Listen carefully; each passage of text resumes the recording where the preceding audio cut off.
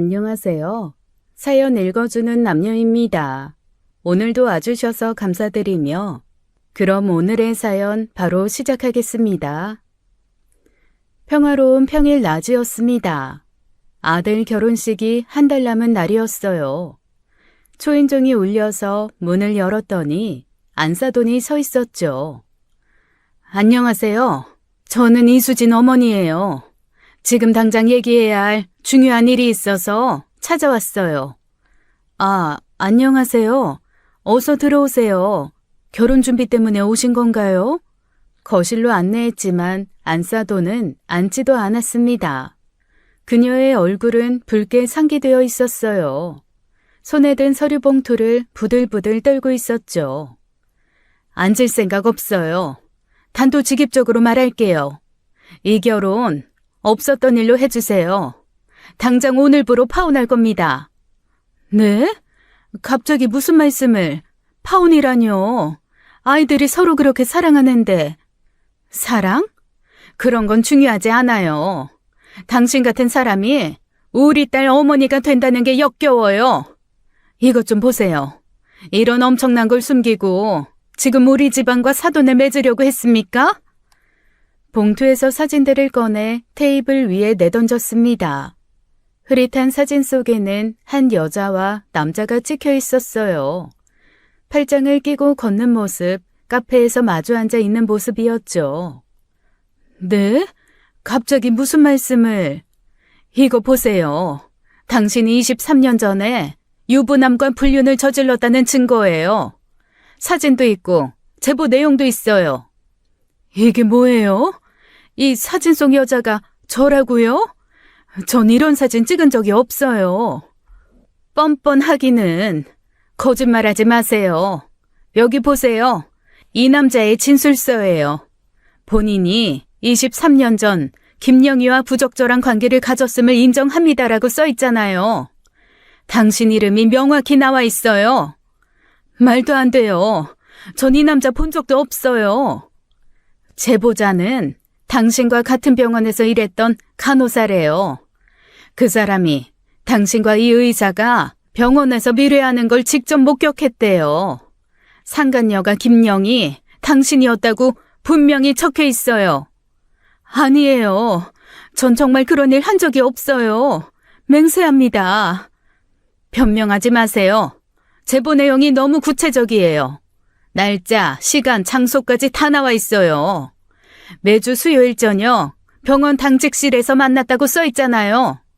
이렇게 자세한데 거짓말일 리가 없죠. 정말 제가 아니에요. 저야말로 황당하네요. 우리 집안은 3대째 이 지역에서 기업을 운영하는 명문가예요. 시아버님은 협회장이시고 남편은 부회장이에요. 명예를 무엇보다 중시하는 집안이에요.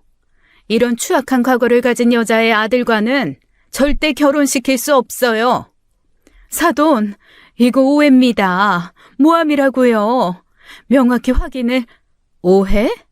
증거가 이렇게 확실한데? 당신 때문에 그 의사 가정이 파탄났대요.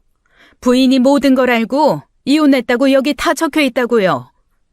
그건 제가 한 일이 아니라 저도 모르는 일이라고요. 더 이상 듣고 싶지 않네요. 준수 군한테도 이미 모든 걸 알렸습니다. 우리 수진이는 당장 유학 보낼 거고요. 다시는 만날 수 없을 거예요. 사돈은 서류를 던지고는 집을 나가버렸습니다. 문이 쾅 닫혔죠. 저는 멍하니 사진을 들여다보았어요.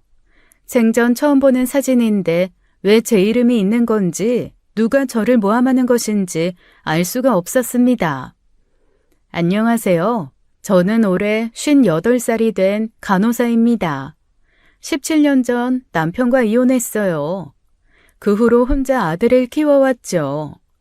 병원에서 밤낮 없이 일하며 살았습니다. 아들 하나 키우면서요. 그 아들이 이제 결혼을 앞두고 있었죠. 평범한 싱글맘의 삶이었습니다. 그런데 이런 일이 생길 줄은 정말 꿈에도 몰랐죠. 잠시 뒤 현관문이 벌컥 열렸습니다. 아들이 헐레벌떡 들어왔어요.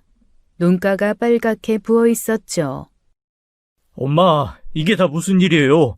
아이, 수진이 어머니가 파혼하자고 엄마가 23년 전에 불륜을 했다고 이게 정말이에요? 사진도 있고 진술서도 있다던데 엄마, 제발 사실대로 말해주세요. 준수야, 너 네 엄마 모르니? 엄마는 정말 모르는 일이야. 그 사진 속 여자가 나라고 하는데 난 전혀 기억이 없어. 그런 일을 한 적이 없다고. 그럼 왜 엄마 이름이 나오는 거예요? 왜 이런 일이 생긴 거냐고요? 수진이는 지금 전화도 안 받아요. 수진이 어머니는 내일 당장 유학 보낸다고 했다고요. 준수야, 엄마도 왜 이런 일이 일어났는지 모르겠어. 지금은 엄마 정말 억울해. 누가 왜 엄마를 이렇게 모함하는지. 엄마, 정말 아무것도 기억 안 나요? 23년 전에 혹시 비슷한 일이라도. 없어. 정말 없었어. 너까지 왜 이러니, 준수야? 아들은 고개를 떨구고 방으로 들어가 버렸습니다. 저는 너무나 혼란스러워 손이 바들바들 떨렸어요. 아들 결혼을 앞두고 이런 날벼락이 떨어질 줄 누가 상상이나 했겠나요? 아들이 방으로 들어간 후 저는 안사돈이 던지고 간 서류를 다시 펼쳤습니다. 경황이 없어 자세히 보지는 못했거든요. 거실 테이블 위에 흩어진 사진들을 하나씩 집어들었어요. 창문으로 들어오는 햇빛에 비춰가며 자세히 들여다보기 시작했죠. 첫 번째 사진은 공원 벤치에 앉아있는 모습이었습니다. 두 번째는 카페에서 마주보고 있는 장면이었어요. 세 번째는 팔짱을 끼고 걷는 뒷모습이었죠.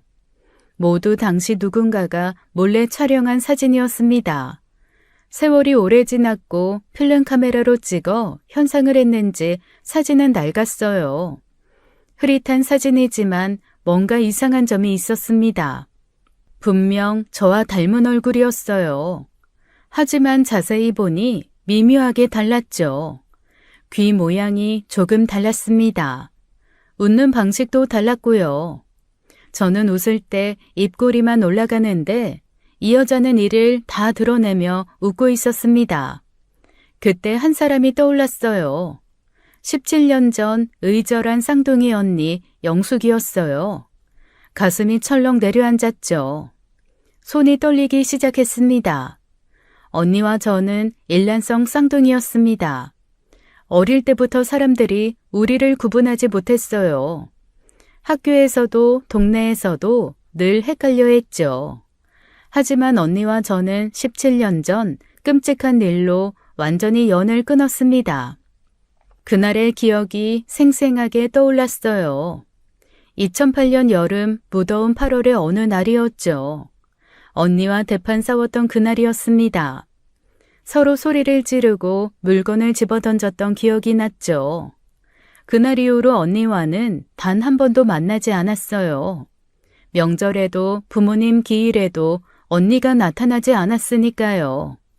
친정어머니 장례식 때도 언니는 오지 않았습니다. 설마 언니가 이런 짓을 한 건가? 17년이 지났는데도 아직 나를 미워해서? 그때 일을 아직도 잊지 못하고. 서둘러 전화기를 들었습니다. 먼저 친정 이모에게 전화를 걸었어요. 신호음이 길게 이어졌죠. 이모, 저 영희예요. 혹시 영숙이 언니 연락처 아세요? 급한 일이 있어서. 영숙이? 그 애랑은 벌써 10년도 넘게 연락 안 했는데. 너희 둘이 싸운 뒤로는 명절에도 안 왔잖아. 왜 갑자기? 정말 급해요. 언니가 어디 사는지라도. 글쎄, 나도 모르겠네. 언니 죽었을 때도 안 왔잖아. 그때 얼마나 찾았는데. 장례식장에서 다들 수군거렸어. 전화를 끊고 다음은 사촌 동생에게 전화했습니다. 사촌은 대전에 살고 있었어요. 하지만 역시 아무도 언니 소식을 모르고 있었죠. 혹시 영숙이 언니 페이스북이나 카톡이라도 있어? 언니, 영숙이 언니 소식은 나도 모르지. 어렸을 때나 친했지.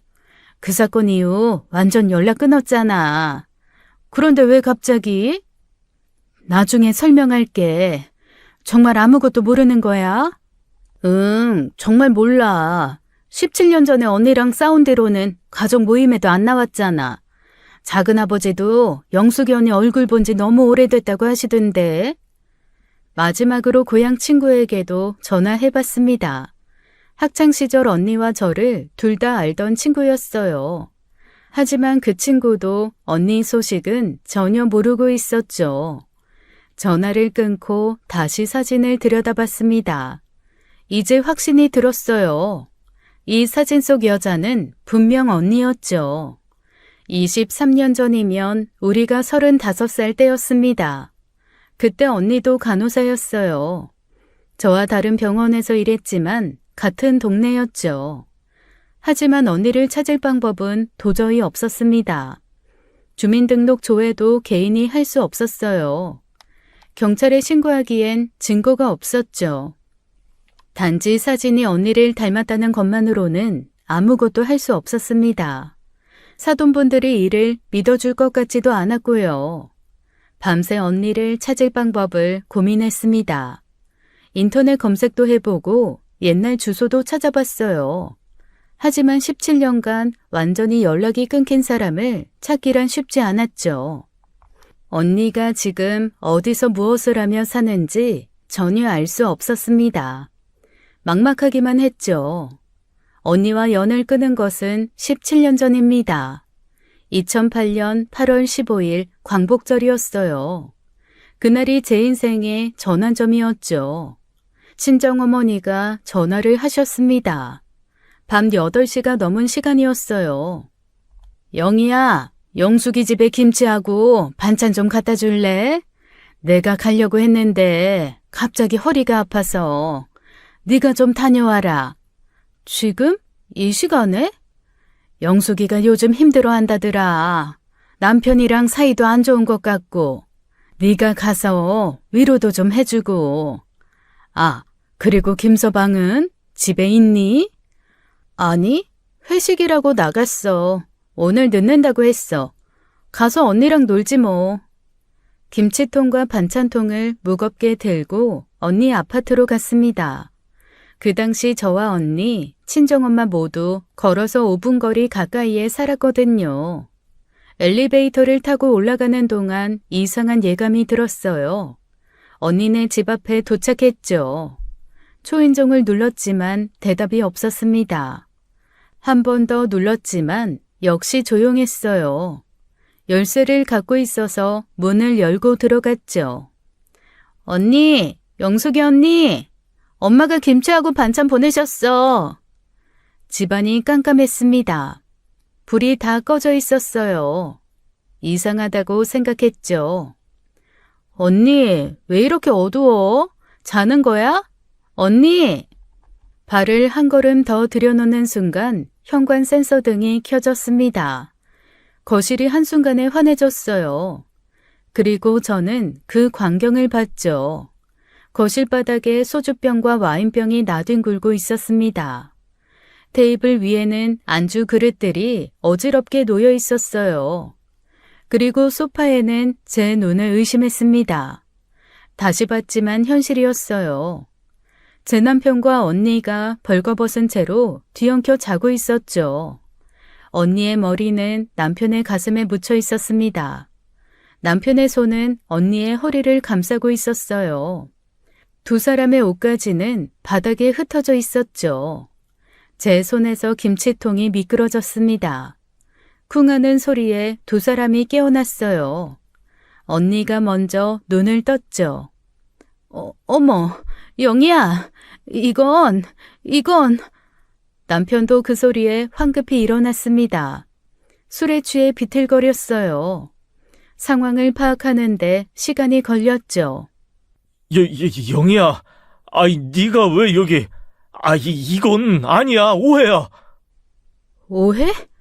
이게 오해라고? 지금 내 눈으로 똑똑히 보고 있는데? 제가 들고 있던 김치통을 언니와 남편 얼굴에 쏟아부었습니다. 빨간 김치 국물이 언니의 벌거벗은 몸에 흘러내렸어요. 언니가 비명을 질렀죠. 영희야, 미안해. 정말 미안해.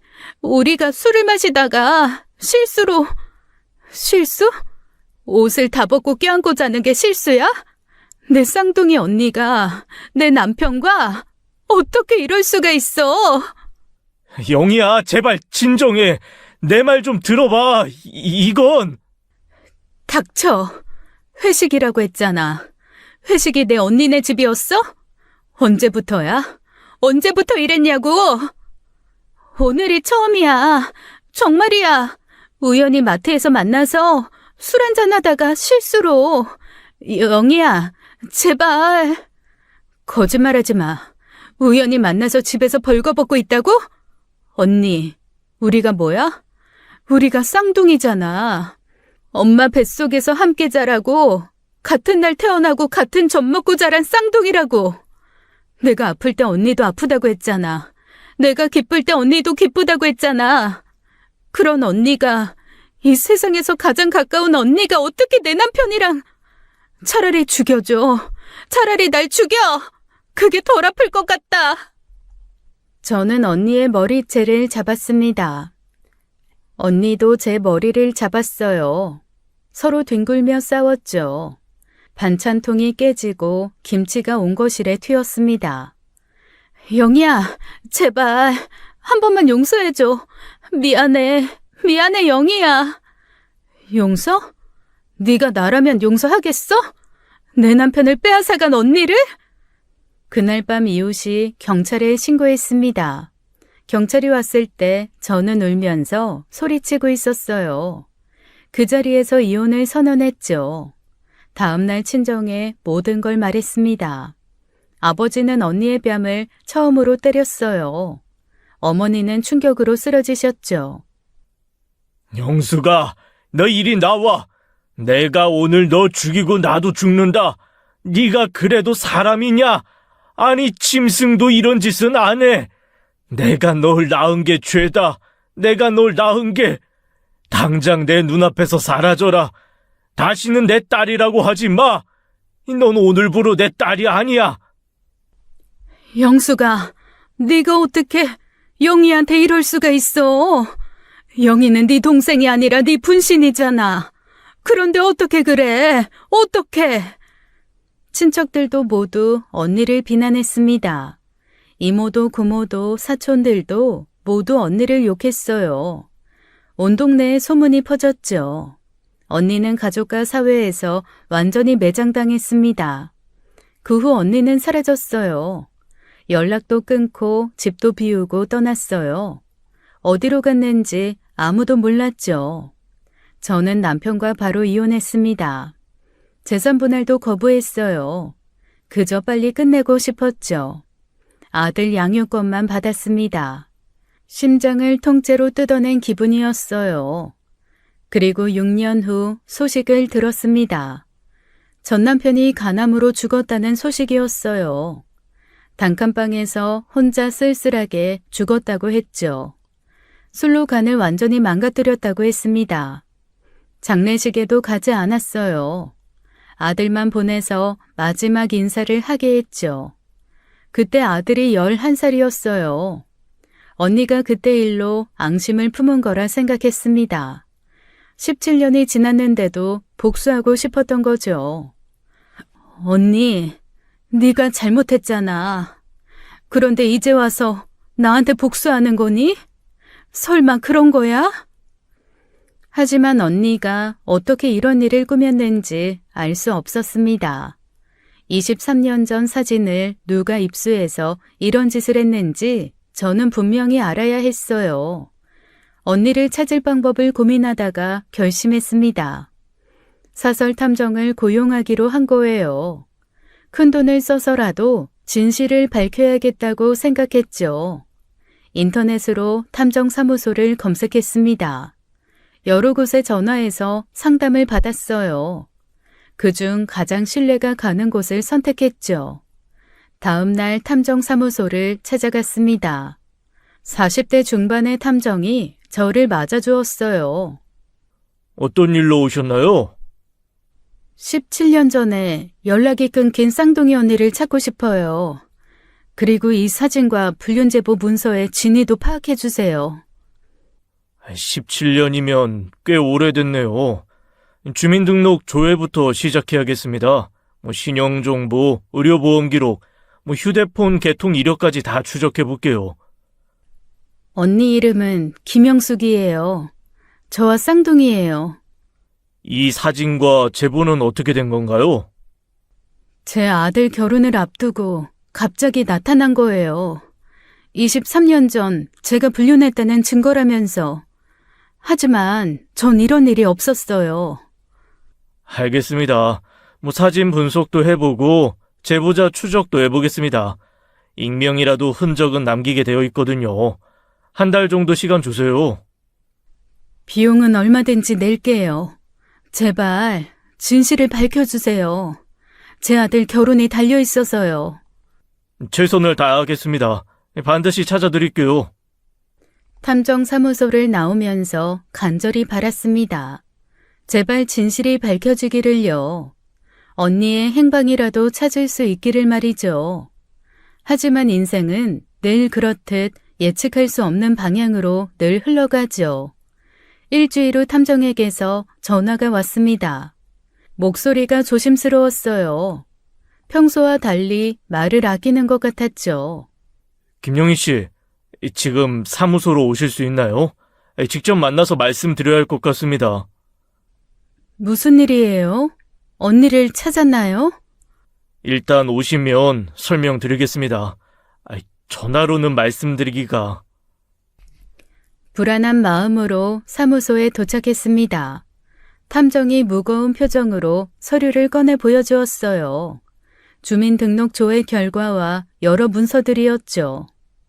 김영숙 씨는 이미 5년 전에 사망하셨습니다. 2020년 3월 15일, 사인은 간암이었고요. 투병 기간은 6개월 정도였다고 합니다. 뭐라고요? 언니가 죽었다고요? 저도 여러 번 확인했습니다. 서울의 한 요양병원에서 돌아가셨네요.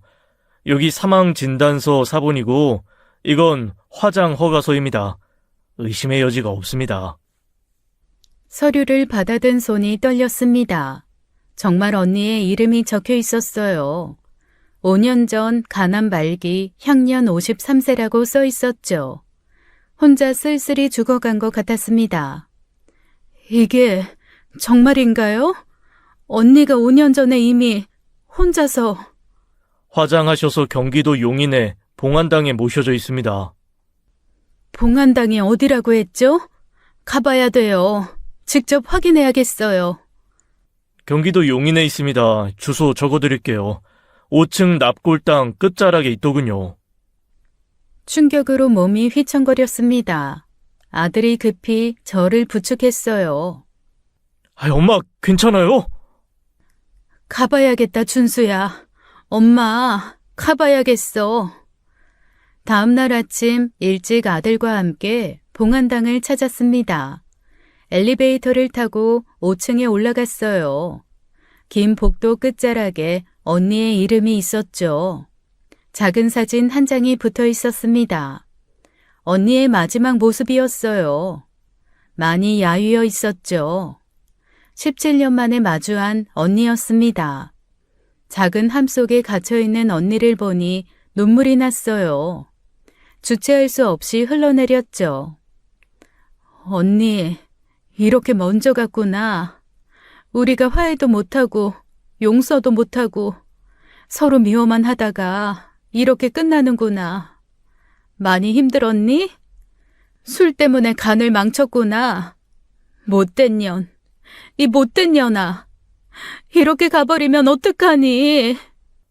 엄마. 준수야, 언니가 죽었대. 엄마 분신이 죽었대. 봉안당을 나오면서 허망했습니다. 죽은 사람을 의심하고 찾아다녔던 제가 바보 같았어요. 언니는 이미 5년 전에 외롭게 세상을 떠났는데요. 엄마, 이모가 아니라면 그럼 그 사진은 누가 보낸 거야? 도대체 누가 이런 짓을 한 거지? 왜 우리 집을 망치려고 하는 걸까? 모르겠다. 정말 모르겠어. 차 안에서 한참을 울었습니다. 17년간 미워했던 언니가 이미 죽었다는 사실이 믿기지 않았어요. 아무리 미워도 제게는 특별한 사람이었어요. 화해할 기회조차 없었다는 게 더욱 가슴 아팠죠. 쌍둥이 언니가 그렇게 허망하게 죽었다니요.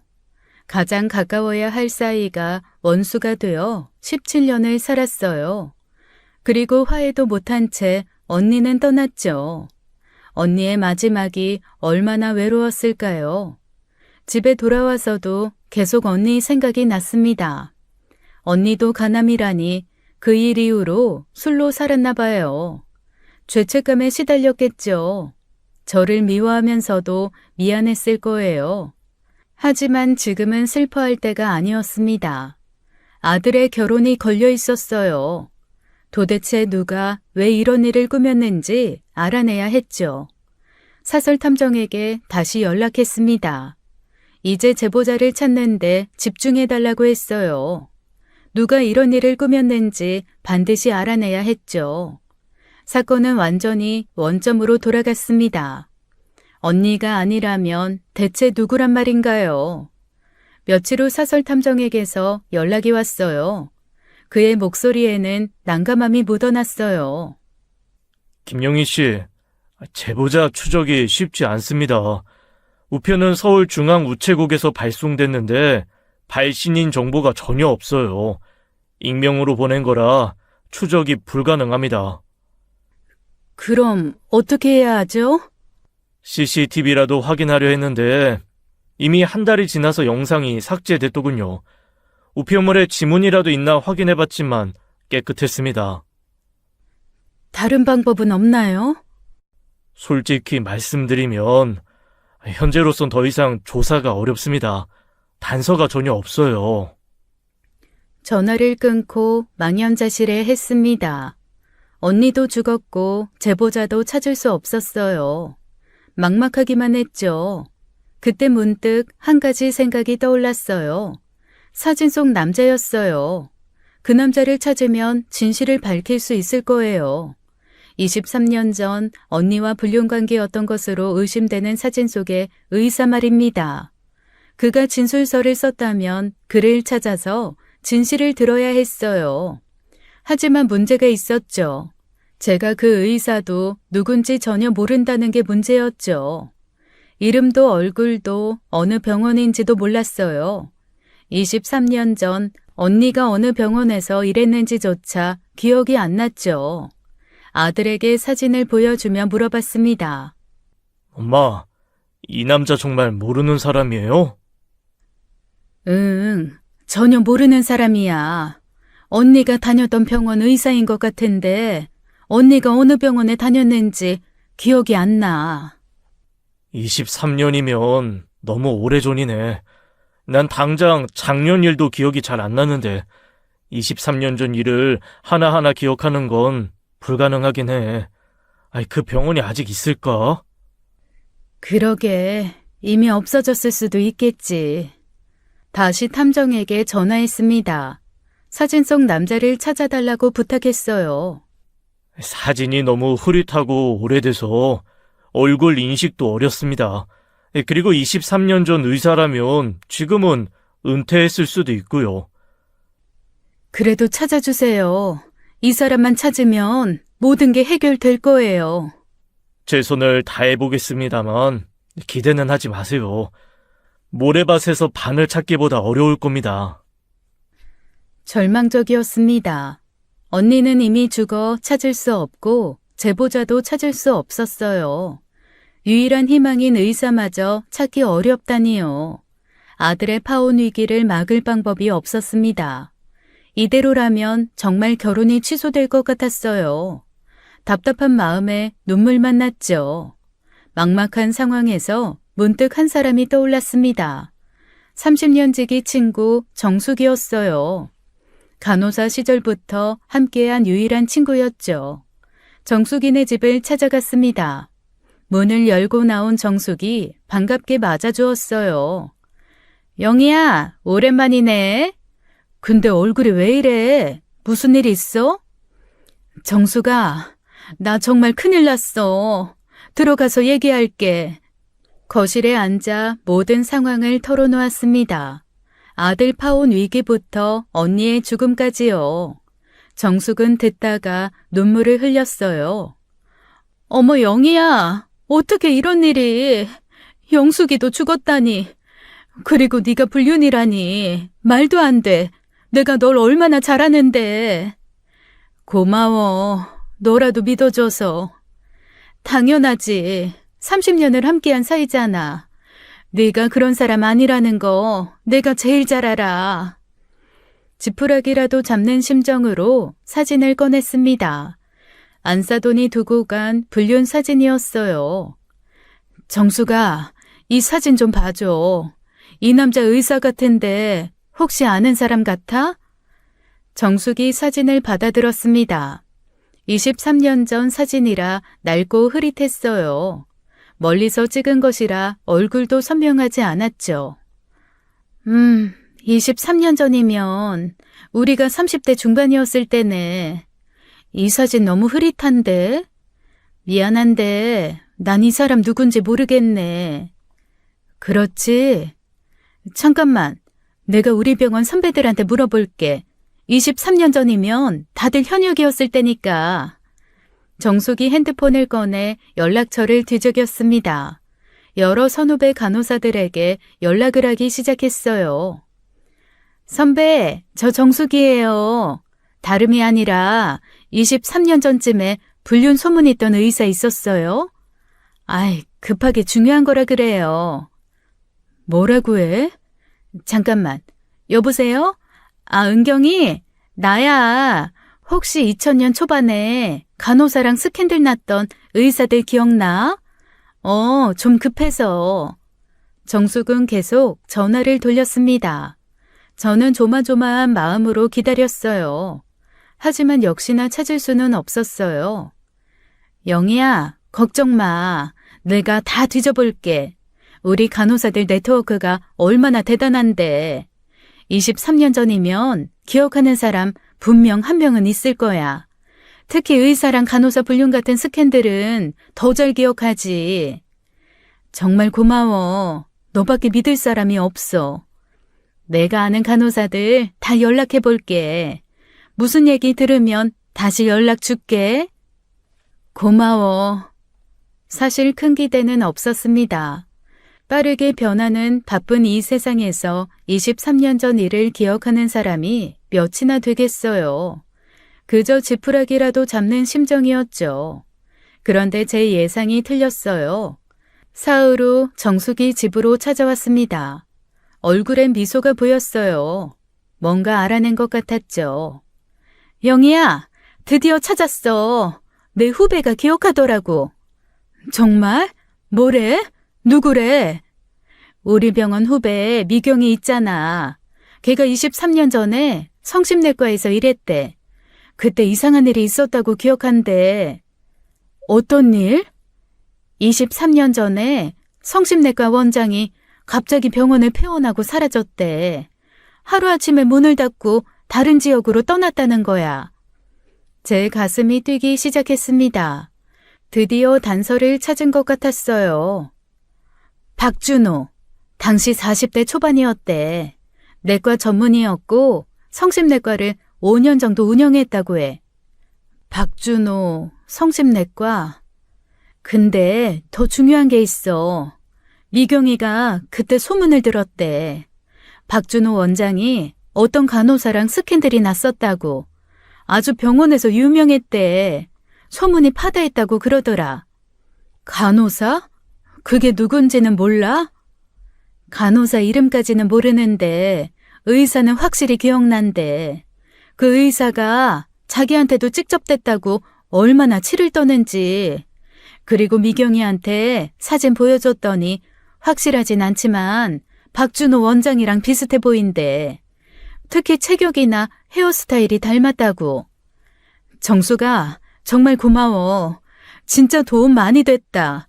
이름이랑 당시 병원 이름 알았으니까 이제 뭐라도 할 수 있을 거야. 그래, 힘내. 꼭 꼭 그 사람이 찾는 사람이면 좋겠다. 정말 고마워, 정수가. 고맙긴. 네 아들 결혼이 달린 일인데. 영희야, 꼭 진실 밝혀. 내가 계속 도와줄게. 희망이 생겼습니다. 이제 그 의사만 찾으면 모든 진실이 밝혀질 거라고 생각했죠. 상상도 못할 진실이 저를 기다리고 있는지도 모르고 말이에요. 박준호라는 이름을 알게 된 그날, 저는 사설탐정에게 연락했습니다. 손이 떨려서 전화기를 제대로 잡기도 힘들었어요. 드디어 실마리를 찾았다는 생각에 가슴이 뛰었죠. 탐정님, 박준호라는 의사예요. 23년 전에 성심내과를 운영했대요. 이 사람 꼭 찾아주세요. 제발 부탁드려요. 박준호, 성심내과. 네, 알겠습니다. 와, 어떻게 용케 알아내셨어요? 흥신소 차리셔도 되겠네. 뭐 아무튼 의사 면허 조회부터 해보겠습니다. 의료인 데이터베이스도 확인해 볼게요. 일주일이 지났습니다. 하루가 한 달처럼 길게 느껴졌어요. 매일같이 전화를 기다렸어요. 아침에 눈을 뜨면 제일 먼저 핸드폰을 확인했습니다. 혹시 탐정에게서 연락이 왔을까 싶어서요. 그리고 드디어 일주일 만에 탐정에게서 전화가 왔습니다. 벨소리가 울리자마자 받았어요. 찾았습니다. 박준호 씨 현재 경기도에서 내과 운영하고 있습니다. 주소도 확인했어요. 정말요? 아직도 의사를 하고 있어요? 살아있는 거죠? 네, 올해 63세인데 아직 현역이더군요. 작은 동네 의원이라 혼자 운영하고 있습니다. 간호사 한 명만 고용한 것 같아요. 전화를 끊고 바로 아들을 불렀습니다. 이제는 아들에게도 알려야 할 때였어요. 준수야, 엄마가 드디어 그 의사를 찾았어. 박준호라는 사람이야. 땡땡에서 병원을 하고 있대. 정말요? 그 사람이 그 사진 속 남자예요? 응, 아마 맞을 거야. 23년 전에 이모랑 불륜관계였던 것 같아. 엄마랑 함께 가줄래? 혼자 가기는 좀 무서워. 그 사람이 어떻게 나올지 모르겠고. 당연하죠. 엄마 억울함을 풀어야죠. 언제 갈까요? 지금 바로 가요? 내일 가자. 오늘은 너무 늦어서 병원 문 닫았을 거야. 그날 밤은 한숨도 못 잤습니다. 다음 날 아침 일찍 출발했어요. 내비게이션을 따라 1시간쯤 달렸어요. 차창 밖으로 보이는 풍경도 눈에 들어오지 않았죠. 오직 박준호를 만날 생각뿐이었습니다. 읍에 들어서니 작은 시골 동네가 나타났어요. 시장 근처 좁은 골목길로 들어갔어요. 새 희망내과 간판이 보였죠. 병원은 생각보다 더 작고 초라했습니다. 오래된 3층 건물의 2층에 자리하고 있었어요. 간판도 낡아서 글씨가 잘 보이지 않았죠. 엄마, 긴장하지 마세요. 내가 있잖아요. 침착하게 하나씩 물어보면 돼요. 응, 고마워. 가자. 심호흡을 한번 크게 했습니다. 그리고 병원 문을 열었어요. 병원 문을 열고 들어갔습니다. 소독약 냄새가 코를 찔렀어요. 대기실에는 아무도 없었죠. 저를 보자 접수대에서 간호사가 고개를 들었어요. 50대 정도로 보이는 간호사였죠. 어디 불편하셔서 오셨어요? 원장님 계신가요? 잠깐 뵐 일이 있어서. 진료 중이신데 예약하셨나요? 아니요. 개인적인 일로 왔어요. 급한 일이라. 그때 진료실 문이 열렸습니다. 60대 남자가 환자를 배웅하고 있었어요. 흰 가운을 입은 모습이 의사임을 알려주었죠. 박준호 의사였습니다. 그가 저를 보는 순간 얼굴이 하얗게 질렸습니다. 눈이 휘둥그레졌어요. 아니, 이게, 영숙 씨, 어떻게 여기를, 왜 찾아왔어요? 그의 반응을 보니 확신이 들었습니다. 박준호는 저를 언니로 착각하고 있었어요. 제가 제대로 찾아온 거였죠. 저는 박준호에게 다가갔습니다. 그는 본능적으로 한 걸음 뒤로 물러섰어요. 마치 도망가고 싶어 하는 것처럼 보였죠. 박준호 원장님? 잠깐 할 말이 있어요. 진료실로 들어가시죠. 아니, 나는... 어머니 말씀 들으시죠? 중요한 얘기입니다. 의사는 당황한 채로 진료실로 들어갔습니다. 발걸음이 무거워 보였어요. 간호사를 돌아보며 떨리는 목소리로 말했죠. 잠시 환자 받지 마세요. 개인적인 면담이 있을 것 같아요. 진료실 문을 닫았습니다. 좁은 진료실 안에는 묘한 긴장감이 흘렀어요. 의사는 불안한 눈빛으로 저희를 바라봤죠. 책상 뒤로 물러서며 거리를 두려 했습니다. 마치 저희가 무서운 존재인 것처럼 경계하고 있었어요. 왜 저를 보고 그렇게 놀라셨어요? 저를 영숙이라고 불렀죠? 네? 영숙 씨, 지금 무슨 말을... 그의 목소리는 가늘게 떨렸습니다.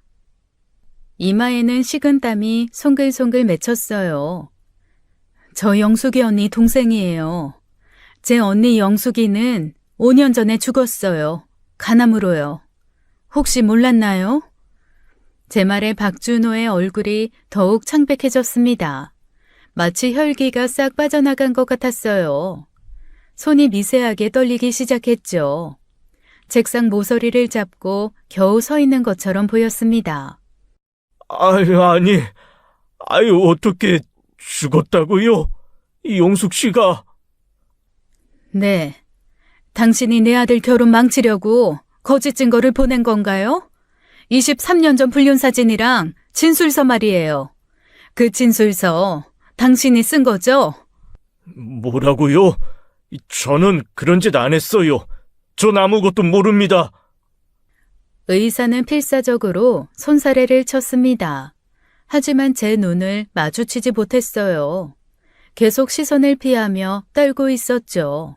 죄를 지은 사람처럼 불안해 보였습니다. 거짓말하지 마세요.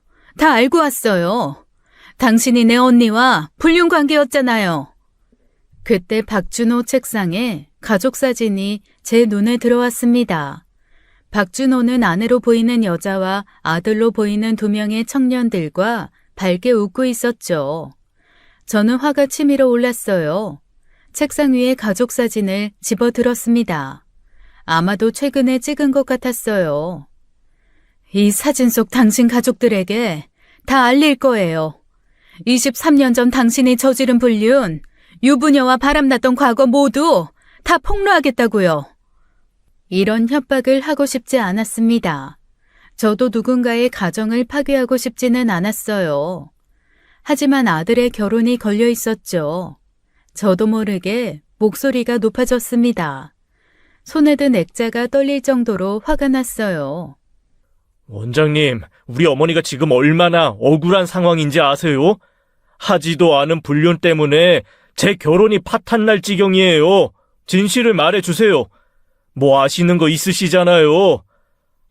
제발, 가족은 건드리지 마세요. 애들은 아무것도 몰라요. 아내도 이제 겨우 잊고 살고 있는데. 의사의 목소리에는 간절함이 묻어났습니다. 눈가가 붉어지기 시작했어요. 그럼 진실을 말하세요. 왜 제 이름으로 된 거짓 증거를 만들었어요? 저는 정말 안 했어요. 믿어주세요. 제가 왜 그런 짓을 하겠어요? 그럼 누가 했다는 거예요? 사진들은 다 뭔데요? 그 사건을 아는 사람 중 한 명은 죽었고 남은 사람은 당신뿐입니다. 당신 말고 누가 그런 짓을 할 수 있겠어요? 의사는 한참을 망설였습니다. 입술을 깨물며 고민하는 것 같았어요. 무언가 말하려다가 다시 입을 다물기를 반복했죠. 그러다가 깊은 한숨을 쉬었습니다. 그리고 갑자기 짜증 섞인 목소리로 말했어요. 아니, 도대체 왜들 이러세요? 에이씨, 조용히 살고 있는데 갑자기 왜들 지랄이야? 왜 갑자기들 찾아와서 다들 똑같이 협박을 하는 건데 저번에도 그러더니 또 와서 똑같이 가족들 걸고 넘어져? 23년이면 충분하잖아요. 나는 그 일로 이 시골에 와서 이러고 살고 있다고 내가 무슨 그렇게 큰 죄를 지었다고? 뭐라고요? 저번에도? 누가 또 왔다는 거예요? 박준호의 말에 저와 아들은 동시에 놀랐습니다. 서로를 바라보며 당황했어요. 심장이 쿵 내려앉았죠. 누군가 우리보다 먼저 이곳을 찾아왔다는 말이었습니다. 누가 왔었어요? 언제 누가 찾아왔다는 거예요? 의사는 순간 자신이 뭔가 잘못 말한 것을 깨달은 듯 했습니다. 당황한 표정을 지었어요. 입을 다물고 고개를 숙였죠. 하지만 이미 늦었습니다. 실수로 중요한 정보를 흘린 거였어요. 의사는 결국 아들의 압박을 이기지 못했습니다. 고개를 떨구고 한숨을 내쉬었어요. 한 달 전쯤이었어요. 젊은 여자가 찾아왔어요. 영숙 씨 딸이라고 하더군요. 뭐라고요? 언니 딸이 왔다고요? 네, 김미영이라고 했어요. 이제 과거를 정리해야 한다고 사람들이 진실을 알아야 한다고 하더라고요. 그래서 어떻게 됐는데요? 처음엔 사람들이 진실을 알아야 한다고 하기에 부끄럽지만 내 이야기를 하는 줄 알았어요. 그런데 아니더라고요. 처음엔 그 여자가 부드럽게 얘기하더니 갑자기 태도를 바꾸었어요. 내 가족을, 내 아들들을 들먹이면서 협박하기 시작했어요. 23년 전 일을 아들들에게 폭로하겠다고. 그래서 진술서를 쓴 거예요? 네, 어쩔 수 없었어요. 이제 와서 가족이 무너지는 걸 볼 수는 없었어요. 무엇보다 그 여자가 비밀은 지켜준다고 했으니 저로서는 믿어볼 수밖에 없었죠. 달리 제가 선택할 선택지도 없었고. 저는 조카가 이 모든 것을 계획했다는 사실에 충격을 받았습니다. 그럼 고작 진술서 하나 받으려고 당신을 찾아온 거예요? 처음엔 그게 목적이 아닌 것 같았어요. 뭔가 확인하는 것 같았는데 무엇을 확인하려고 했다는 거예요? 영숙 씨 사진을 보여주면서 물었어요. 이 여자와 불륜한 게 맞냐고. 저는 가족을 지키고 싶어서 맞다고 했죠. 그러면서 비밀로 해달라고 부탁했고요. 지금 보니 그 사진도 영숙 씨가 아니라 김영희 씨 사진이었던 것 같네요. 저는 두 분이 쌍둥이인 걸 정말 몰랐으니. 제 사진이요? 그래서요? 그런데 이상한 일이 일어났어요. 그 젊은 여자가 계속 사진 속 여자가 김영희가 맞냐고 물어보는 거예요. 김영희 간호사와 불륜한 게 맞냐고 자꾸 확인을 하더라고요. 핸드폰으로 녹음기까지 켜고요. 저와 아들은 서로를 바라봤습니다. 뭔가 이상한 점을 느꼈어요. 저는 당황했어요. 분명 영숙 씨 딸이라고 했는데 왜 김영희라는 사람을 자꾸 언급하는지 그때는 이해를 못했죠. 그래서 제가 말했죠. 아니다. 내가 불륜한 사람 이름은 김영숙이다. 김영희가 아니라 김영숙이다라고요. 그랬더니요? 갑자기 소리를 지르고 화를 내더라고요. 왜 김영희가 아니냐면서 소리를 지르고. 그래서 제가 김영희가 대체 누구냐고, 나는 김영숙밖에 모른다고 하니 제가 쓴 진술서를 확 낚아채서는 나가버렸어요. 정말이에요. 잠깐. 그럼 이모딸 미영이가 일부러 엄마 이름으로 바꾸려고 한 거예요? 지금 생각해보니 그런 건 아닌 것 같고, 진짜 저와 외도를 한 게 김영희라고 생각하는 것 같았어요. 그런데 제가 김영숙 씨와 외도를 했다고 하니 혼란스러워하는 것 같더군요. 저는 충격에 말을 잇지 못했습니다. 조카가 진실을 알면서도 일부러 제 이름으로 바꿔서 증거를 조작한 거였어요. 그 아이가 모든 걸 알면서도, 아니 대체 왜 여기까지 와서 진실을 알았으면서 조작을 해서 증거를 사돈들에게 보낸 거야? 며칠 후에 그 여자가 다시 왔어요. 이번엔 더 강하게 협박했어요. 제가 쓴 진술서를 바꿔야 한다고 이름을 김영숙에서 김영희로 바꿔 적으라고, 거부하면 병원에 소문내겠다고. 그래서 그냥 넘어간 거예요? 죄송해요. 정말 죄송해요. 저도 가족이 있어서. 저는 즉시 사설 탐정에게 전화했습니다. 탐정님, 김미영이라는 사람 찾아주세요. 제 조카예요. 35살이고 언니 딸이에요. 알겠습니다. 바로 조사하겠습니다. 이틀 후 탐정에게서 연락이 왔습니다. 김희영 씨 찾았습니다. 충남에서 살고 있네요. 형편이 많이 어려운 것 같습니다. 주소 좀 알려주세요. 엄마, 미영이 찾아가실 거예요? 가야지. 왜 이런 짓을 했는지 직접 물어봐야겠어. 저도 같이 갈게요. 다음날 우리는 아산으로 향했습니다. 조카를 만나러 가는 길이었어요.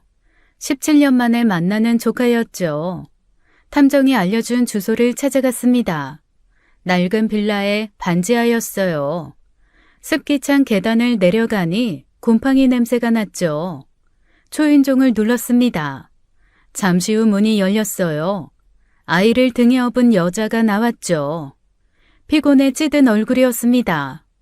하지만 한눈에 알아볼 수 있었어요. 조카 미영이었어요. 누구? 어머, 이모? 미영이는 크게 놀라며 뒷걸음 쳤습니다. 등에 업힌 아이가 칭얼거렸어요. 무슨 일이에요? 어떻게 여기를? 미영아, 얘기 좀 하자. 들어가도 되니? 아, 네. 집 안으로 들어갔습니다. 곰팡이가 벽 곳곳에 피어 있었어요. 가구도 낡고 초라했죠. 거실 안쪽에는 5살쯤 되어 보이는 아이가 TV를 보고 있었습니다. 미영아, 너 왜 그런 짓을 했니? 무슨 말씀이세요? 전 아무것도. 박준호 의사 만났어. 네가 찾아가서 협박했다며. 진술서 조작한 것도 다 들었어. 조카의 얼굴이 창백해졌습니다. 아이를 내려놓고 멀뚱히 서 있었어요. 전 그런 적 없어요. 오해예요. 누나, 다 알고 있어요. 의사가 모든 거 털어놨어요. 경찰에 신고할 수도 있는데 일단 이유를 듣고 싶어서 왔어요. 왜 그랬니? 내가 네 엄마 동생이잖아. 쌍둥이 동생이야. 왜 나를 모함했니? 조카는 입술을 깨물었습니다. 눈에 눈물이 고였어요. 그러다가 갑자기 폭발했죠. 이모가 먼저잖아요. 이모가 우리 아빠랑 불륜해서 우리 집이 망가졌어요. 엄마가 그랬어요. 이모 때문에 우리가 이렇게 됐다고. 아빠가 이모랑 바람나서 집을 나갔다고. 뭐라고? 미영아, 그게 아니야. 거짓말하지 마세요. 엄마가 죽기 전까지 그렇게 말했어요. 매일 울면서 이모를 원망했어요. 이모가 내 모든 걸 빼앗아갔다고. 저는 충격의 말을 잃었습니다. 언니가 죽을 때까지 거짓말을 한 거였어요. 미영아, 들어봐. 진실은 정반대야. 언니가 내 남편이랑 불륜했고, 내가 현장을 목격했고, 그래서 이혼했어. 거짓말. 이모가 거짓말하는 거예요. 누나, 이모가 2번 외도했어요. 첫 번째는 박준호 의사고 두 번째가 우리 아빠였어요. 누나도 조사하면서 알게 됐잖아요. 몰라. 나 아무것도 몰라. 그럴 리 없어요. 그 의사가 거짓말하는 거야. 법원 기록 보여줄게. 이혼 재판 기록에 다 나와 있어. 네 엄마도 진술했고, 네 엄마가 내 남편과 불륜한 게 이혼 사유였어. 조카는 무너져 내렸습니다. 바닥에 주저앉아 오열했어요. 그럼 엄마가 평생 거짓말한 거예요? 죽을 때까지 저한테 거짓말을... 미영아, 엄마 매일 이모 욕했어요. 이모가 우리 집 망쳤다고. 아빠가 떠난 것도 다 이모 때문이라고. 그래서 우리가 이렇게 비참하게 산다고. 그래서 전 이모가 정말 미웠어요. 엄마가 간암으로 죽을 때도 이모 때문이라고 생각했어요. 아이들이 엄마가 우는 걸 보고 따라 울기 시작했습니다. 좁은 반 지하에 울음소리가 가득했어요. 이모가 잘 살고 있다는 소식 들었어요. 준수가 결혼한다고. 근데 난 내 새끼들이랑 이렇게 비참하게 살고 있잖아요. 그래서 너무 억울했어요. 그래서 나한테 복수를 한 거니? 그렇게라도 해라. 네가 살 수 있어서? 이모, 미안해요. 정말 미안해요. 내가 대체 무슨 짓을 한 거죠? 나 진짜 미안해요. 미안해, 준수야. 미안해, 이모. 17년간 이어진 거짓말이었습니다. 언니는 죽을 때까지 진실을 숨겼어요. 그리고 그 거짓말이 딸에게까지 이어진 거였죠. 진실을 파헤친 조카는 자기 엄마의 거짓말을 안 거예요. 평생을 속여온 그 거짓말을요. 하지만 조카는 인정할 수가 없었던 거죠. 인정하는 순간 자기는 무너져 내릴 테고 자기가 죽으면 자기 아이들도 죽으니까요. 비극이었어요. 감히 조카를 탓할 수도 없었죠. 반지하의 습한 공기가 더욱 무겁게 느껴졌습니다. 조카를 보며 복잡한 감정이 들었어요. 언니가 죽어서까지 거짓말로 사람들을 고통스럽게 한 거예요. 분노와 씁쓸함이 동시에 밀려왔죠. 미영아, 너를 책임 묻지 않을게. 네 잘못이 아니야. 네 엄마가 거짓말을 한 거지. 네가 나쁜 게 아니야. 이모, 죄송해요. 이제 그만 잊어. 과거에 묶여 살지 마. 네 아이들을 위해서라도 앞을 보고 살아. 이 고통에서 벗어나야 돼. 조카가 사는 반지하를 나왔습니다. 무거운 발걸음이었어요. 돌아가는 길 참아왔던 눈물이 터져 나왔죠. 17년간의 오해와 거짓말이 이렇게 비극적일 줄은 몰랐어요. 모든 것이 힘에 겨워 집에 와서 하루를 잠들어 있었습니다. 다음 날 안사돈에게 전화를 하려고 했어요. 모든 진실을 설명해야 했죠. 그런데 그때 핸드폰이 울렸습니다. 저 수진 엄마예요. 지금 어디세요? 급히 만나야 할 것 같아요. 집이요. 무슨 일이세요? 전화로는 어려워요. 제가 지금 당장 찾아뵐게요. 1시간 후 카페에서 안사돈을 만났습니다. 안사돈의 표정이 이상했어요. 미안함과 당황스러움이 섞여 있었죠. 준수 어머님, 정말 죄송해요. 제가 큰 실수를 했어요. 갑자기 무슨 말씀을... 오늘 아침에 젊은 여자가 저희 집을 찾아왔어요. 김미영이라고 하던데 준수 어머님 조카라고 하더군요. 저는 깜짝 놀랐습니다. 조카가 안사돈을 찾아간 거였어요. 미영이가 찾아갔다고요? 네, 와서는 모든 걸 털어놨어요. 자기가 이모를 모함했다고, 어머니의 거짓말을 믿고 복수하려고 했다고, 진술서도 조작이고 사진도 이모가 아니라 자기 엄마라고. 미영이가 직접 고백한 거예요? 네, 무릎 꿇고 빌더라고요. 이모는 죄가 없는데 자기 때문에 파혼위기까지 갔다고, 자기를 용서하지 말고 경찰에 넘겨도 되니 대신 이모와 사촌동생 결혼은 진행해달라고. 안사돈의 눈가가 붉어졌습니다. 손수건으로 눈물을 닦았어요. 제가 얼마나 미안한지 몰라요. 확인도 안 하고 준수 어머님을 의심했어요. 막말도 했고요. 그 아이 심정을 들으니 가슴이 아프더라고요. 엄마의 거짓말에 속아서 평생을 원망하며 살았다니. 괜찮아요. 오해가 풀려서 다행이에요. 파혼은 없던 일로 해주세요. 제발요. 우리 수진이가 준수군을 정말 많이 좋아해요. 그날 이후 애가 참 많이 힘들어했고요. 제가 성급했어요. 용서해 주세요. 물론이죠. 아이들이 서로 사랑하는데 어른들 때문에 헤어질 순 없죠. 정말 감사해요.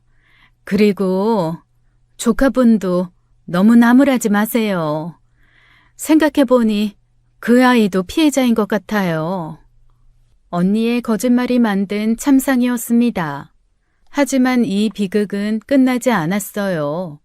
조카와 그 아이들은 여전히 그 안에서 살고 있었죠. 마음 한구석이 계속 무거웠습니다. 용서는 했지만 마음의 무게는 사라지지 않았어요. 17년의 오해가 남긴 상처는 너무 깊었죠. 며칠 뒤 사설탐정에게서 최종 보고를 받았습니다. 조카에 대한 더 자세한 조사 결과였어요. 김미영 씨, 작년에 남편을 교통사고로 잃었습니다. 남편이 남긴 빚이 상당해서 혼자 두 아이를 키우며 힘겹게 살고 있더군요. 혼자 애를 키우고 있다고요? 네, 그래서 많이 힘든 상태인 것 같았습니다. 전화를 끊고 다시 조카를 찾아갔습니다. 조카의 상태가 걱정됐어요. 정신과 상담을 받아보자고 설득했죠. 병원에서 상담이 끝난 후 의사가 저를 따로 불렀습니다. 보호자분이시죠? 환자분이 극도로 위험한 상태예요. 우울증과 불안장애가 심각합니다. 얼마나 심각한가요? 극한의 스트레스로 이성적 판단이 어려운 상태였어요. 아마 그래서 그런 극단적인 행동을 하신 것 같습니다. 즉시 치료가 필요해요. 조카를 데리고 반지하로 돌아갔습니다. 곰팡이 냄새가 다시 코를 찔렀어요. 미영아, 이사 가자. 이런 곳에서 아이들 키우면 안 돼. 이모, 저는 괜찮아요. 이모한테 그런 짓을 했는데. 언니 일은 언니 일이고 넌 내 조카야. 난 네가 이렇게 사는 거 보고 있을 수 없다. 정말 죄송해요. 하지만 전 받을 자격이 없어요. 미영아, 네 잘못 아니야. 네 엄마가 거짓말을 한 거지. 그리고 넌 지금 치료가 필요해. 애들을 위해서라도 건강해져야지. 조카는 무너져 내렸습니다. 진심 어린 미안함에 눈물을 흘렸어요. 이모, 정말 죄송해요. 제가 무슨 짓을 한 건지 엄마 말만 믿고 이모 인생을 망칠 뻔했는데 이렇게 도와주시다니. 울지 마. 이제 다 지난 일이야. 이제 새롭게 시작하자. 저는 조카를 꼭 안아주었습니다. 17년 전 언니와 싸운 후 처음으로 가족을 아는 거였어요. 그 주에 조카의 이사를 도왔습니다. 작지만 깨끗한 아파트로 옮겼어요. 정신과 치료비도 제가 부담하기로 했죠. 한 달 뒤 아들이 결혼식을 올렸습니다. 화창한 봄날이었어요. 조카도 아이들과 함께 참석했죠. 신부 입장을 보며 여러 생각이 스쳤습니다. 언니와 저는 한 몸에서 나온 쌍둥이였어요. 엄마 뱃속에서 10달을 함께 지냈죠. 같은 날 같은 시각 단 5분 차이로 태어났습니다. 어릴 적 우리는 정말 가까웠어요. 아프면 같이 아프고 기쁘면 같이 기뻐했죠. 사람들은 우리를 구분하지 못했습니다. 우리는 때론 서로가 자신인 것처럼 느껴졌어요. 그런 우리가 어떻게 원수가 되었을까요? 17년을 미워하며 살았습니다. 언니는 죽을 때까지 거짓말 속에 살았어요. 그 거짓말이 딸에게까지 이어졌죠. 아들이 신부와 입을 맞추는 모습을 보았습니다. 행복해 보였어요. 하지만 제 마음 한구석은 여전히 시렸죠. 언니가 생각났어요. 미워했지만 그래도 내 분신이었던 언니입니다. 이제는 화해할 수도 용서 구할 수도 없는 언니가 생각이 났죠. 봉안당에 있는 언니를 떠올렸습니다. 작은 함 속에 갇혀있는 언니를요. 언니도 나름 고통스러웠겠죠. 죄책감과 미안함 속에서 살았을 거예요. 우리는 분신이었습니다. 하나였다가 둘이 된 존재였어요.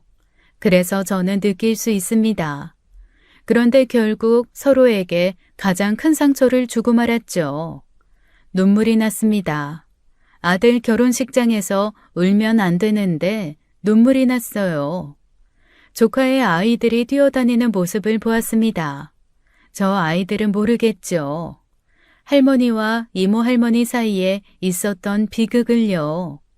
17년간 이어진 거짓말과 오해를요. 제발 이 악연이 여기서 끝나기를 바랍니다. 더 이상 가족끼리 서로를 증오하고 미워하지 않기를 바래요. 더 이상 이 비극이 다음 세대로 이어지지 않기를 저는 진심으로 바랬습니다. 지금까지 사연 읽어주는 남녀였습니다. 끝까지 함께 해주신 여러분 감사드리며 저희는 다음 사연으로 돌아올게요. 감사합니다.